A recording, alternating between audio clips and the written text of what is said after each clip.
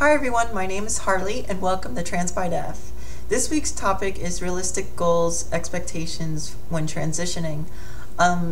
When transitioning, it's really important to be kind of realistic about it because, I know it's kind of like, it's really tough because when you're first making that choice about whether you should go or whether you should transition or not, it's a really tough thing.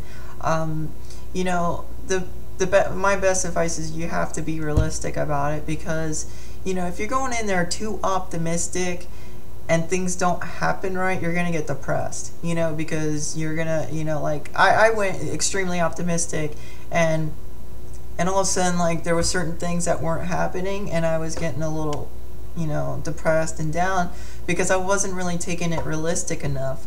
So, things like that can happen. And the other thing is, if you go pessimistic, which is, I thought it was good to go pessimistic, one thing, because it's like, well, it can't get better than, it can only get better than this. But when you go pessimistic, you're kind of depressed the whole entire time you're transitioning, so it's really good to be more realistic, because realistic is kind of like that boundary of pessimistic, but it's not, because you're setting the boundary like, well, this can happen or it can go the other way. So I kind of understand what the balance of the scale is. So this topic is kind of like goals, but also I'm going to kind of talk about expectations because, I think when the fan suggested this, it's basically the realistic aspect of transitioning. That's what I'm thinking, but I'm going to kind of go into a little bit goals right here. I just really got two main goals that are really important when transitioning. Well, I think it's important to transition with these goals, these goals mindsets. The first thing I think is therapy. I mean, when you're having gender dysphoria, it really fucks with you. I mean, it just, you really can get in such an unstable mental mind. It's like you're bouncing all over the place, and it's really important to kind of get therapy when even if you like just need to kind of let loose. I mean, the good thing about therapy is if you go to a gender therapist, you're not transitioning. It might be considered the start of transitioning, but it's not like you have to transition. So it's almost like a buffer step, like the pre-step before going, because, if you're ever curious, you should just go see a therapist, and make sure you get a gender therapist that's non-biased and has experience with other transgenders, because you don't want someone who's like completely right-winged and they're gonna like try to prove that you're not transgender, the anti against it, and you don't want that. You want people to be well balanced, and then you don't want people to be too optimistic, because then they're like, yeah, you definitely are transgender, here's the hormone letter, and it's like, no, that's just not gonna help you. It's not. I mean, you might think it will. Oh, I get the hormone letter right away, but in fact, it's like there's reasons for therapy. It's because if you're going on hormones, you're gonna be rocking the ship, and if you're already like, kind of not too stable up there, that when you get therapy, you can kind of, I don't like to say stable, I think mentally ready, is probably a better word to choose, not stable. It's like mentally ready, because, if you have other issues and other problems that haven't been dealt with, hormones is just gonna make it a little bit more rockier. So you gotta, therapy is very important, and I do think that is more of like a goal to go, even if you're like thinking about transitioning. I think that is a really important thing. Another cool goal, and I think this is good, is like once you start going to your transitioning, you're gonna notice that you're kind of going into stages. You like start in the closet, and then you start opening the closet, and then you start stepping out of the closet, and then coming back into the closet, stepping out of the closet and coming back in, and then eventually you go completely out of the closet and shut the doors. So it's almost like that stage process, and this is kind of a goal. The goal is to live your life as the gender you identify as, to be yourself. That is really the biggest transition goal. You shouldn't be worrying about how you look or things like that, because obviously, yes, that does play a big part in gender dysphoria, but the main thing is you need to live your life how you want to live.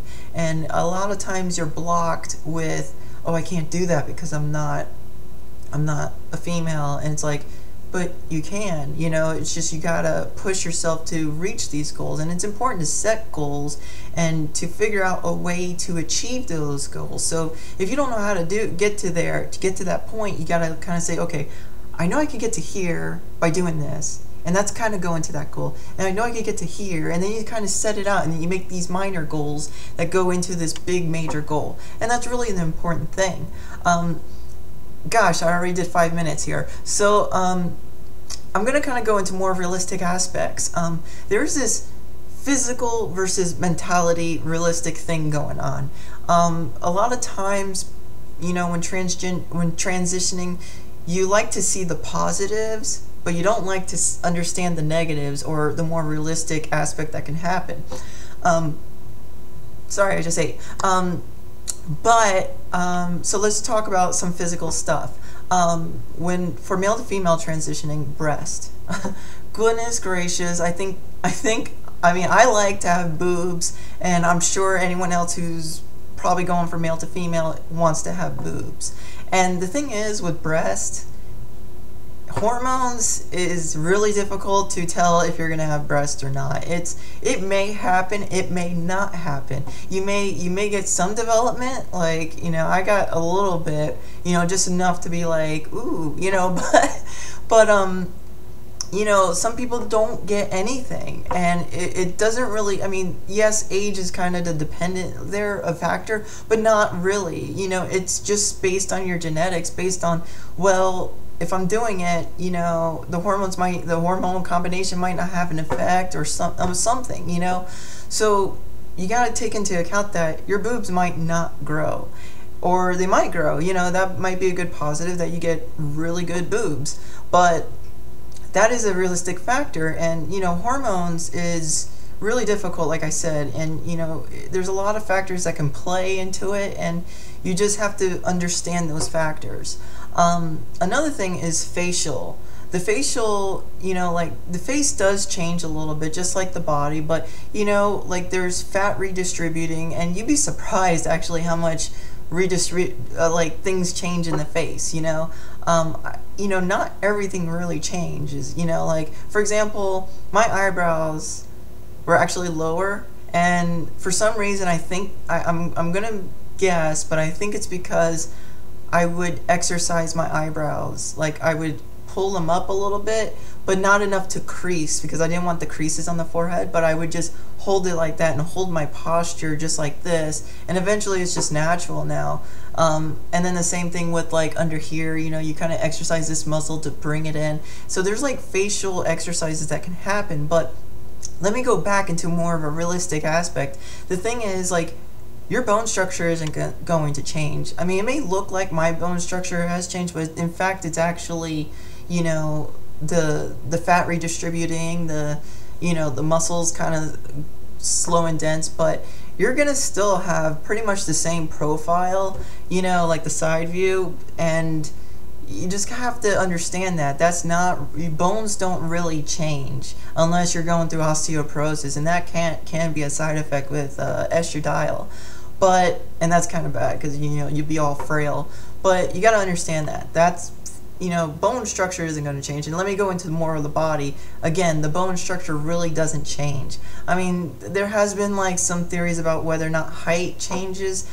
I don't know, but I mean, I know I kind of went down a ½ inch to an inch, but I think it could be a lot of things at play in it. I could have just been on the planet Earth for way too long that I shrank, or it's like the last time I actually measured, it was, maybe I was wearing taller shoes or something like that, or something, but, I don't really have all my facts there to say, yes, you shrink, but I don't think so. It could be the bone structure changes like the density of it might change, you know, but that could be it. But as far as my shoe size, my hands, they're the same size. My shoulders are pretty much the same size. I mean, the biggest difference that really changes your body is the mass. I mean, the muscles, the muscles and the fat, that actually changes your body. But like, I still have my rib cage kind of like really flat, like, you know, masculine here, which kind of disturbs me. But I was thinking about doing corset training, but I haven't really got into that yet. But like, I carry a lot of fat here right on that rib, and it really gives that, you know, and that's a realistic thing. It really kind of plays with my mind with my gender dysphoria, because it just, you can see it, you know, it's more like boxy.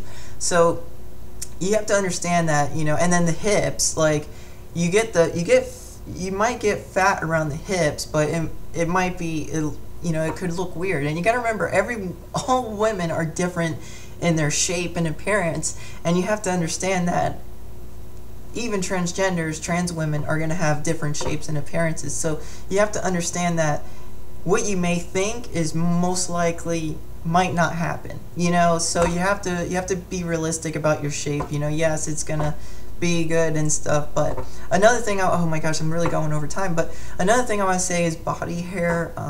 You know, I had a lot of chest hair. Most of it went away. I do have a little bit, but you know, body hair sometimes fades. It sometimes doesn't fade. It's, you know, you might still get it. You know, it doesn't guarantee. There's nothing guaranteed that it's going to disappear. And same thing with facial hair. You know, facial hair will probably stay with you. That's really where you have to get the electrolysis at, or, you know, laser. But you know, it's dependent on different people.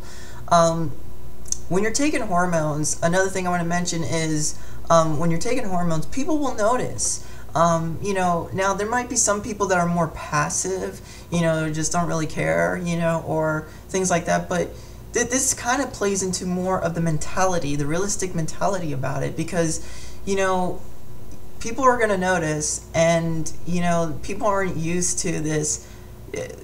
They're used to a binary gender thing. You're either man or a woman, and they don't recognize that, hey, there are steps in between, not just transgenders, but, you know, there are steps in between. Like, a woman could be kind of masculine, you know. So it's you know, people aren't really used to that, so people will notice. And with that, you might get stares, you might get people that, I mean, there's this thing called clocking. Even though you feel like, you know, like a woman, and you're just going out as yourself, and then all of a sudden you see this, you know, like, look, and it's just like they're following you all over the place like that.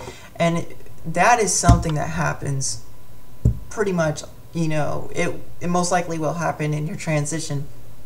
And you have to prepare yourself for those things, because you have to understand that, can I live like that? Do I really give a shit of what these people think? You know, that's the mentality. You have to realize that there's this realistic approach that people just ain't gonna like you because of what you're doing.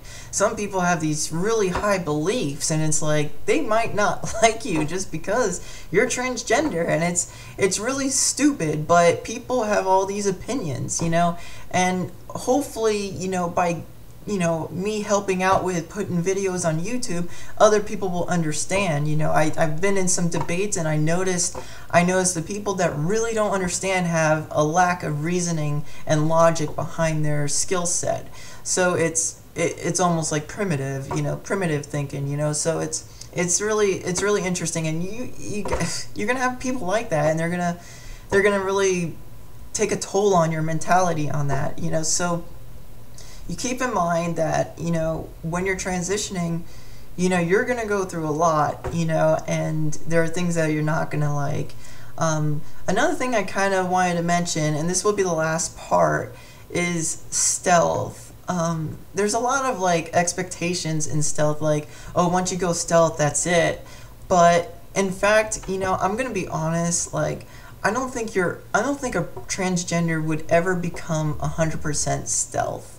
And the reason why I'm saying that is because there's always some document that's going to trace you back to your old identity, you know.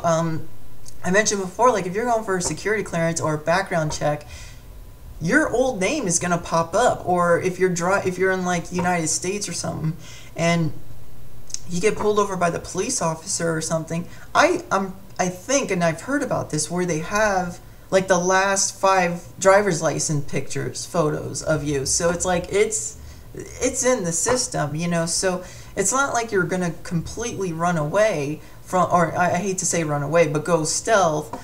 So forgive me about the runaway, but you know, going stealth. You know, but like, see, I'm kind of going stealth at work. I just haven't like told anyone, and I don't think I need to. And that's the only expectation I have. If it pops up, it pops up. But you know, the thing is, you have to be understanding that it may pop up. So you have to be ready and say, well, what do you do in that case? The first thing you do is you just don't really care unless it becomes an issue.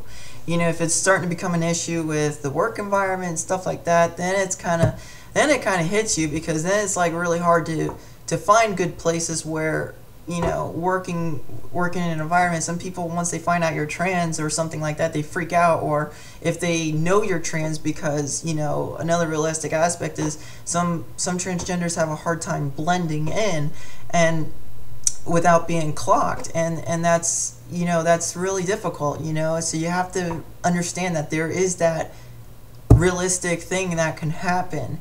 And you know, I'm gonna wrap it up with this, because it's been really long. But the thing is,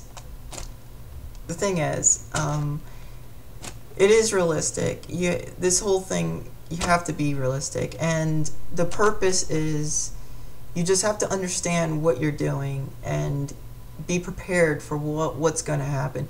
And don't be discouraged, because you know, you don't be discouraged about like, oh, I can't do it because of that, I can't do it because of that. Don't be discouraged. I mean, you know, like I said, first start and go to the therapy, you know, get therapy or something. But don't be discouraged, you know. I mean, that's what I'm trying to help with the world, is trying to get that gender binary out of the picture, so we can all be just comfortable with ourselves. And that's really what it is, you know. So anyways, bye. Hope everyone has a good time, and thanks for watching my video. Bye.